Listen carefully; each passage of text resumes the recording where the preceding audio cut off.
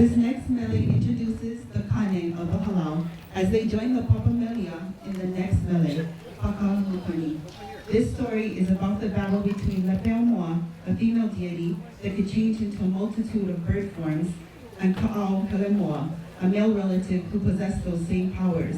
The first verse speaks of the atmosphere of this battle as the two combatants strut their stuff, and the second verse is the battle itself, the rain signifying the intensity of the battle.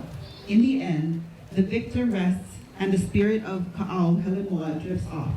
Ladies and gentlemen, the ladies of the Papa ʻIlima and the men of the Papa Hinano doing Makani. Hula